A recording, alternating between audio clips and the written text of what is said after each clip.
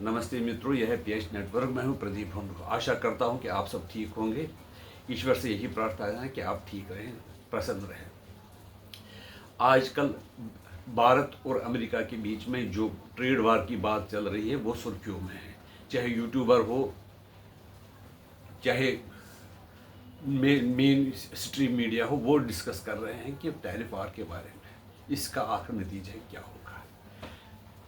आज से Donald Trump ने जो भारत से एक्सपोर्ट होंगे आइटम्स, उन पर 25% टैरिफ लागू होगा और 27 अगस्त से 50% टैरिफ लागू होगा और भी टैरिफ बढ़ाने की उन्होंने धमकी दी। उसकी क्या रिएक्शन हो गई, तो हिंदुस्तान चला गया रशिया के पास। हिंदुस्तान ने कहा कि हम किसानों के लिए, पशुपालकों के लिए कुछ भी कर सकते, इसके लिए हम किसी देश के साथ समझौता नहीं कर सकते। हम अपनी कृषि को किसी विदेशी देश के हवाले नहीं कर सकते, किसी विदेशी कंपनी के हवाले नहीं कर सकते। और रूस के साथ डोभाल जी की भी बात हो रही है, देखते हैं उसका भी नतीजा क्या होता है। चीन ने भी जो ये टैरिफ हिंदुस्तान पर लगा उन्होंने भी उसके खिलाफ स्टेटमेंट दिया है। आज 500 टन बासमती चावल हिंदुस्तान जो अमेरिका के लिए भेजा जाता है उसको वापस मंगाया। उससे अमेरिका और बढ़ गया। उन्होंने कहा कि ये मुक्त व्यापार का ये तरीका नहीं है, लेकिन जो वो करे वो मुक्त व्यापार है और जो हम करें वो रेस्ट्रिक्टेड बिजनेस है। भारत ने वो किसी और जगह भेजा लेकिन अमेरिका से वापस मंगाया। एक भारत ने उसका जवाबी कार्रवाई एक भी की। उनके साथ हमारी बोइंग में डील चल रही थी। P-81 एयरक्राफ्ट हमें 8 लेने थे, तो वो डील भी इंडिया ने पोस्टपोन कर दी। उन्हें कहा फिलहाल हम इसको पोस्टपोन करते, देखते हैं क्या रिलेशन होगा, उसके बाद हम उसको उस पर फैसला लेंगे। इसी तरह से अमेरिका ने भी धमकी दी है कि अगर हम और ये होगा तो हम और भी रेस्ट्रिक्शन लगाएंगे।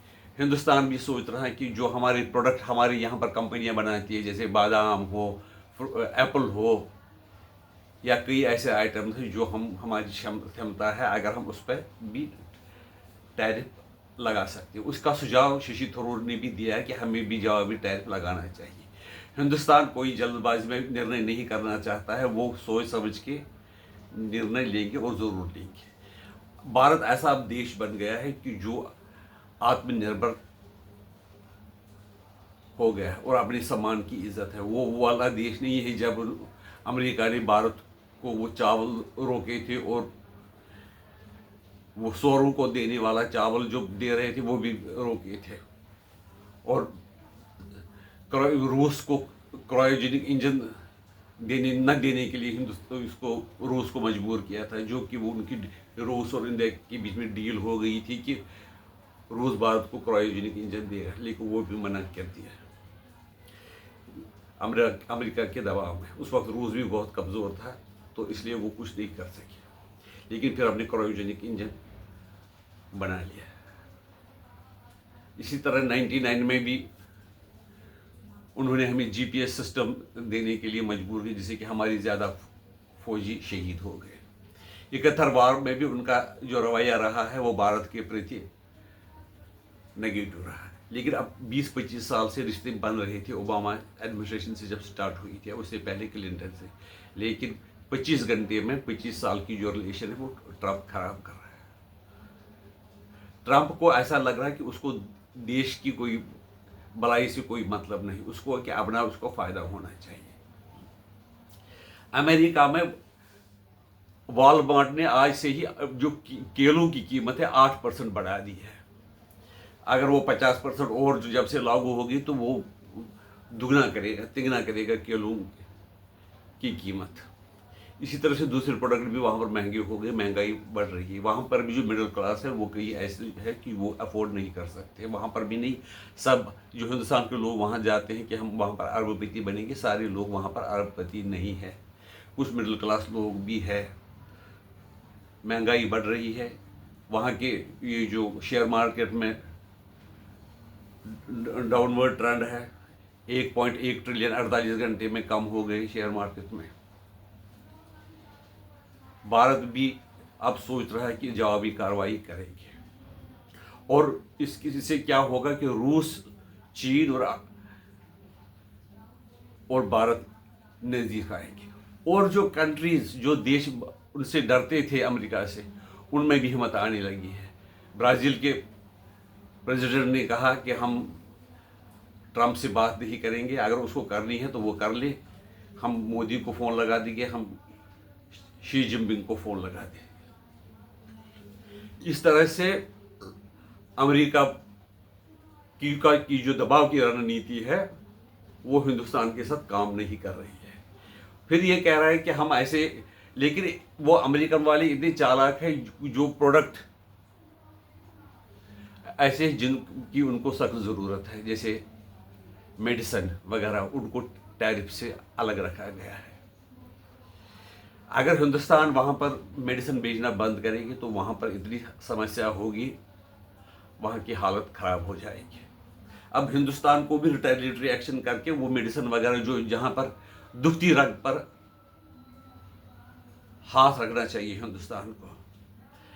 अब ये कहते हैं, अमेरिका ने आगे भी ये धमकी दी कि हम फिलहाल व्यापार वार्ता जो है हिंदुस्तान के साथ बंद कर रहे हैं। ये उनकी फ्रस्ट्रेशन है। फ्रस्ट्रेशन वो इतनी है कि वो समझ रहे थे कि ये भारत ऐसा कमज़ोर देश है, वो कैसे हमारी बात नहीं मान रहा है। लेकिन भारत ये है, ये मोदी जी का भारत है, 2025 का भारत है। हम अपने जो एक्सपोर्ट वगैरह वो दूसरे देशों में बेच देंगे, तो वो सोच रहे हैं कि अमेरिका सोच रहे हैं कि हम मैन्युफैक्चरिंग सेक्टर और सर्विस सेक्टर पर भी और टैरिफ लगा देंगे, जिससे कि हिंदुस्तान में ज़रूर कुछ फ़र्क पड़ेगा, थोड़ी सी महंगाई बढ़ेगी। लेकिन जो अमेरिका की हालत है वो रिसेशन की ओर जा रही थी। ब्याज दरें हाई है, मुद्रास्फीति बहुत बढ़ रही है, शेयर मार्केट की वैल्यू कम हो रही है। ये खाली मैं इसलिए नहीं कहूँ कि हिंदुस्तान के कारण हो, ये तो ओवरऑल अमेरिका की पोजीशन है कि जो कमज़ोर होती रही है 2025 में, जब से ट्रंप सरकार आई है। अब वहाँ के जो लोग, ट्रंप के जो गुंडे हैं, ट्रंप सपोर्टर्स, वो हिंदुस्तानियों को धमकी दे रहे हैं कि अब अमेरिका छोड़ दो। जिस अमेरिका को हिंदुस्तान के जो ब्राइटेस्ट माइंड थे उन्होंने वहाँ बनाया, कहते हैं कि अगर उनको हिंदुस्तानियों को निकाल दो तो क्या अमेरिकियों को नौकरी मिली। वो अमेरिका वाले मेहनत करने के लिए तैयार नहीं होते। हिंदुस्तानी जो हैं इतनी मेहनत करते हैं कि 12-12 घंटे, 15-15 घंटे मेहनत करते, तभी जाकर वो इन पोजीशनों पर पहुँचे हैं। लेकिन अंग्रेज़ इतनी, जो वहाँ के अंग्रेज़ है वो इतना काम करने के लिए तैयार नहीं। फिर भी उनको जॉब चाहिए, बड़े बड़े जॉब चाहिए, जो हिंदुस्तानियों के पास है। अब यहाँ से अगर ऐसी हालत है, आकर तो वो उनको तो सिटीजनशिप भी है, ग्रीन कार्ड है, लेकिन फिर भी लोग यहाँ से जा रहे हैं। कारण है यहाँ पर भी हमारी भी कुछ कमियाँ हैं। कमियाँ को भ्रष्टाचार है, भाई भतीजावाद है। अगर ये चीज़ें हम ख़त्म करें तो हमारे कई लोग जो है देशभक्त हैं, कई लोग तो वापस आ भी रहे हैं, ऐसी बात नहीं कुछ नहीं आ रहे हैं, वापस आ रहे हैं और देश की प्रगति में सहयोग दे रहे हैं। आपकी राय इसके बारे में क्या है, हमें बता दीजिए, हम आपके आभारी रहेंगे। नमस्कार।